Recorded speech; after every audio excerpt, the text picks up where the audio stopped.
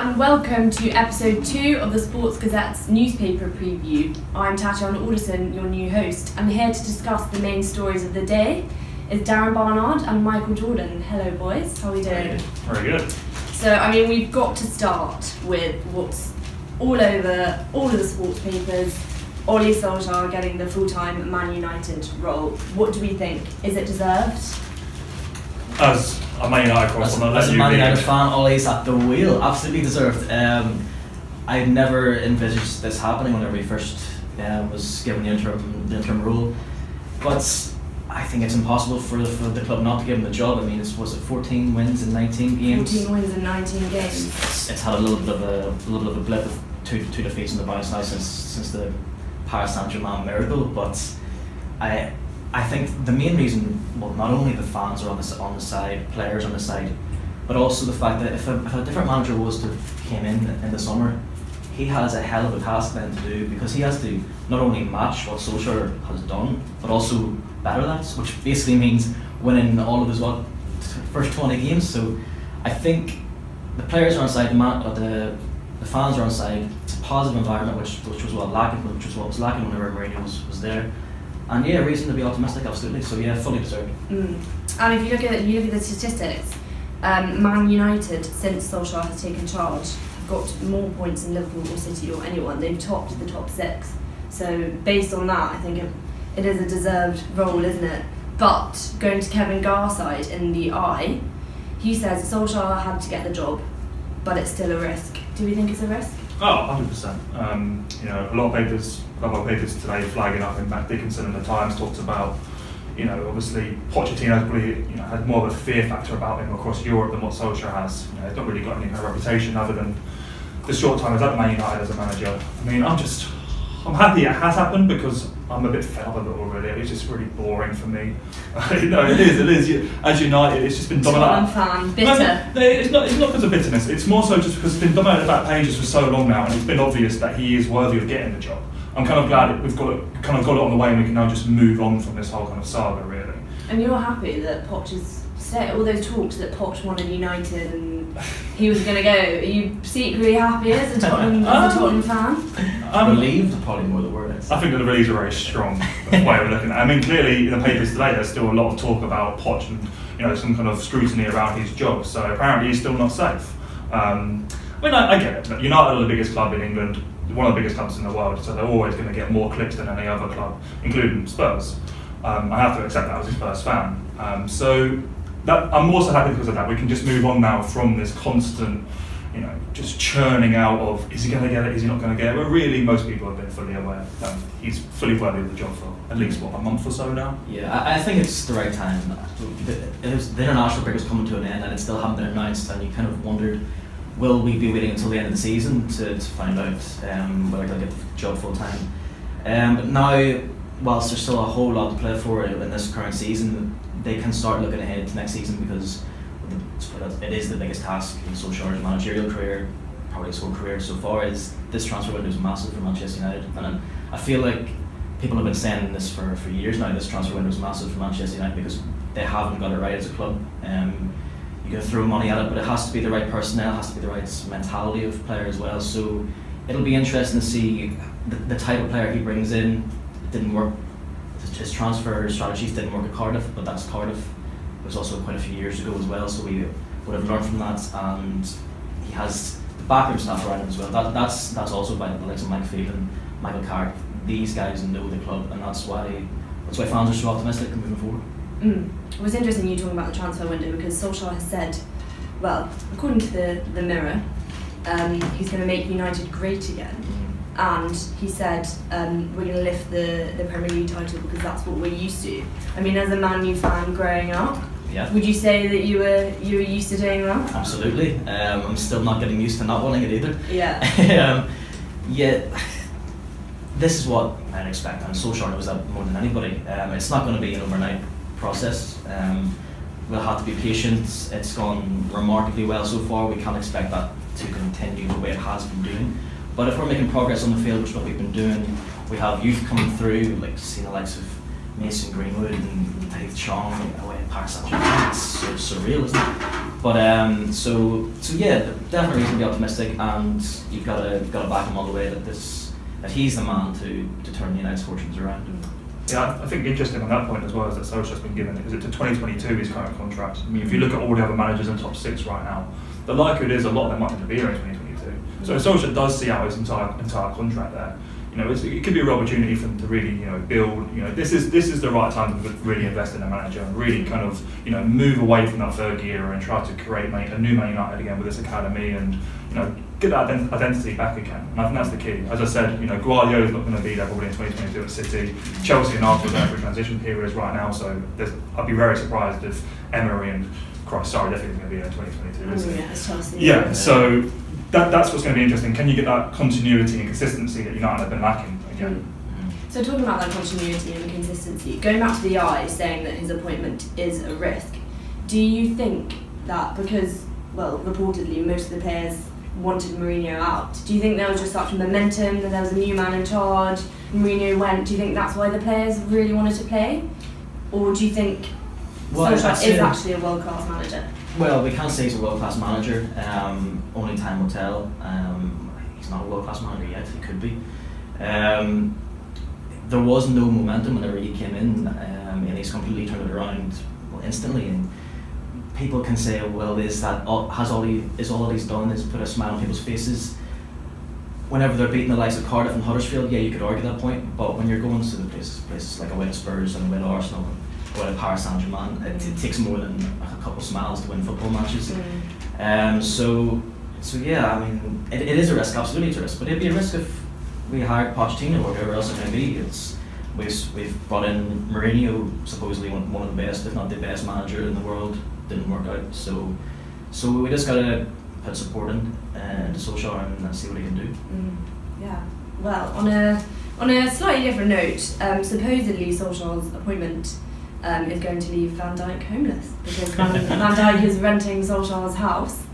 So that's quite a funny one. Well, at least Solskjaer has a permanent home, unlike Mourinho. Exactly. Constantly flooding It was hotels. becoming a bit of a theme for United managers living in hotels, wasn't it? Right, let's move on to this week's story of racism after the Montenegro game.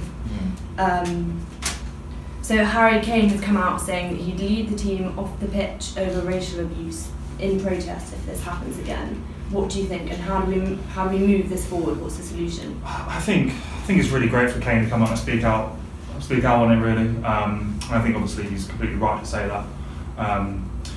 Yeah, I mean, you've had several players coming out speaking about it this week. I think Raheem Sterling he speaks about it so eloquently time and time again, and as opposed to when Callum Hudson-Odoi was kind of put in a situation after his debut in Montenegro where he was, this 18-year-old had a fantastic game, fantastic occasion, and instead he was forced to talk about racism, which no 18-year-old should be put in that situation. Especially his first call-up, absolutely. Overshadowed by talking about racism, should he? Yeah, I'm a little bit surprised maybe that he's taken to the end of the week for Kane to come out and say this. I'm not actually sure what the circumstances were, for him to be pressed for this quote.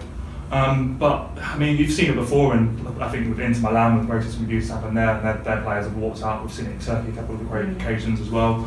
I mean, you just need stronger stances both from the players and from officials off the pitch as well, and organisations, because we've seen from time and time again now just charging them petty fines of 25,000-50,000. It's not petty to us, but 25,000-50,000 pounds isn't going to make any kind of long-term impact on the game of football. No. So what do we need to do, Michael? Do you think Montenegro should have been knocked out? How do we stop this? Well, it's interesting. It's going to be interesting to see how Montenegro are punished. As you're speaking about, these fines, which they may affect the nation's FAs, or in other cases like club football. It's not going to affect the fans, and I mean this is where the real problem is rooted. I look at how serious should the punishment be. I would argue it could be as serious as Montenegro were eliminated from qualifying stages, and the rest of the teams get the points. That to me is substantial enough to cause an impact. Even some sort of points deduction, I don't think that's going to be enough, to be honest. And it needs to be serious in order to cause serious change, I think.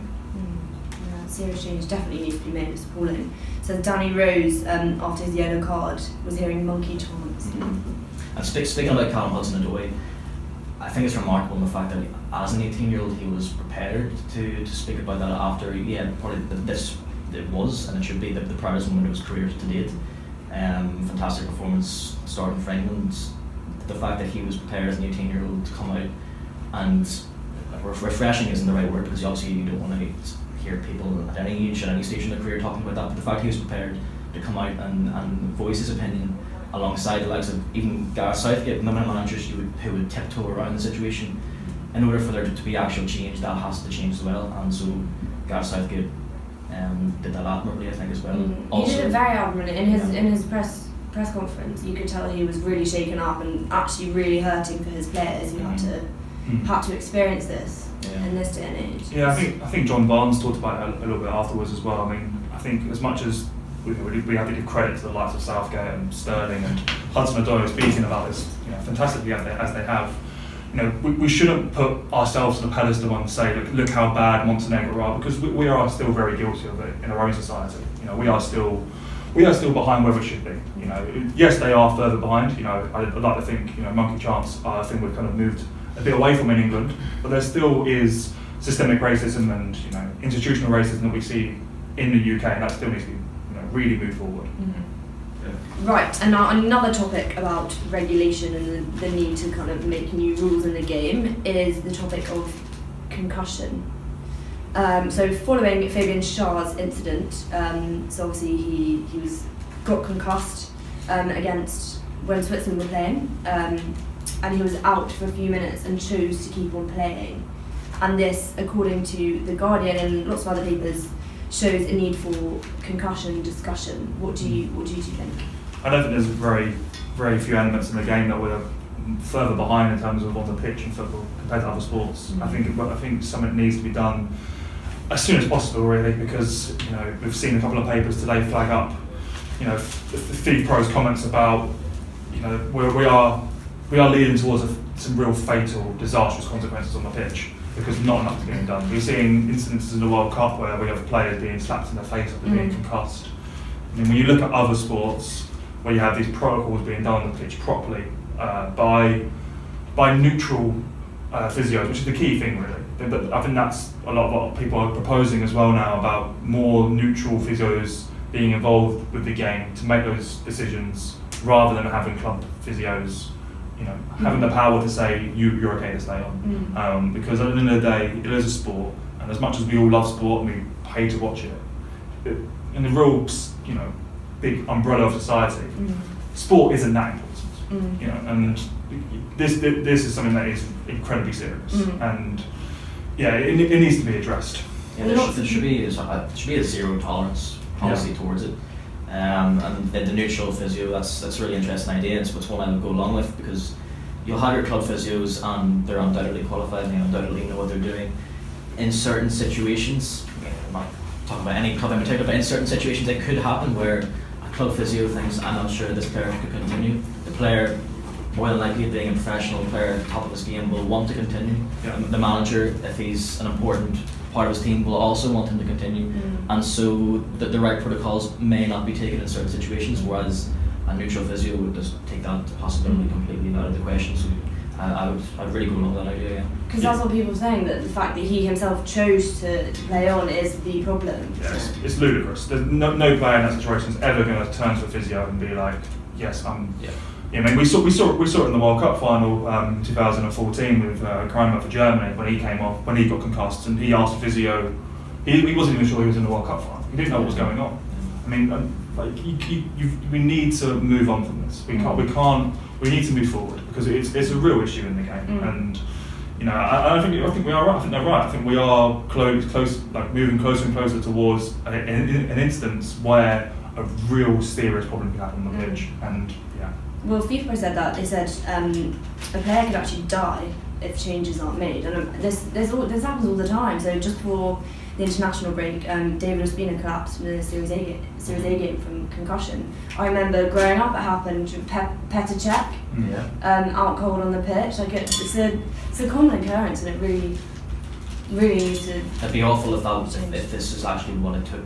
If it took a serious fatal injury for it to be able to actually take this seriously, like that shouldn't happen. That should be avoided. And yeah, action needs to be taken now before something like that could occur in the future. Agreed. And then, so going on to Gordon Taylor, he's leaving the PFA. So what needs to be done at a high level? It needs to be really clear and ruling in terms of what happens if a player is concussed. That concussion protocol test needs to be done, and it needs to be very clear, and it needs to be done by, to say, a neutral physio. He speaks today in the paper about these players who grow into old age and are suffering from dementia and all kinds of issues. With regards to concussion, and when I just look at other sports, that have that, obviously they are a bit more physical in football, such as boxing, UFC, the NFL and rugby. They seem to be light years ahead of football with concussions. And yes, you're not seeing the incidences regularly in football, but that still doesn't mean that it needs to be addressed. Because we are seeing players going into the 60s and 70s now, suffering from dementia and all other kind of CT-related injuries, and more can be done during their playing career. Yeah, well, that big change of Gordon Taylor leaving his post is more money will need to be put into the research into heading the ball in football and how that can lead to dementia later in life. There's been a lot of controversy surrounding his position. He's been in his position for 38 years now, so it's really too long for anybody to be in any position. Right, now let's move on to our final story. Let's go to the Southampton boss, Ralph Hasenhüttl, who says he believes addiction to gaming is as serious as alcohol and drugs, and he even turns off the Wi-Fi at hotels to protect his players from doing this. What do we think? Is it as addictive as alcohol and drugs? I think it definitely is. I don't think it's a problem just for footballers. I think it's a problem in society as a whole. We have issues with, addicted to, all kinds of kind of Fortnite and any kind of other, addicted to our phones, Twitter, and and there's all kinds of studies now leading to more anxiety and other kind of problems in society with kind of addiction problems we have. Well, speaking of Fortnite, Sun Sport spoke to one English star who admitted 16-hour sessions playing Fortnite were causing him to miss training and feared it would finish his career and his relationships. It's crazy circumstances. It kind of feeds into that stereotype as to what does a footballer get up to whenever they're not playing football. If they're training for 2 to 3 hours a day, they've got a lot of time to fill, and a lot of players tend to choose, as you said, Fortnite or FIFA or whatever it may be. I don't think it's a massive problem if it's having an influence on the pitch. Then yes, it becomes a massive problem. If it's having an influence on their mental health and life after football. I think that's the big thing. Do footballers do enough to look ahead to their life after football while they're playing in their career? It might seem to them like it'll never end. It's how it's going to always be. But when you listen to players who have come to the end of their career, they say it goes by so quickly. And how many of those players actually prepare for what they may do in their life after football is probably not enough. So a ban on video games might help them go towards education maybe, or something more worthwhile that will help them solve this problem. But it's definitely radical from Hasenhüttl. So yes, it's quite interesting. Yeah, I agree. More needs to be done in terms of players having opportunities to have a career beyond the game. But at the same time, these players have to deal with so much scrutiny all the time from the media. For myself, just talking about them right now, in general, they're in these bubbles and are forced to be role models 24/7. Is it really that bad for a few to go home and play a few hours in their video games every night? A few hours, maybe not 16. Yeah, not 16. That's not healthy for maybe anyone. They should be doing something more useful. But Agreed. yeah. Alrighty. Well, we'll have to wrap up there. I've got to play Fortnite, so. Pardon? I've got to play Fortnite, so. Games on pause. Yeah, exactly. Yeah, it's Friday. So. Well, thank you very much for joining us this week, and we will be back next week with episode 3 of the Sports Gazette's newspaper preview.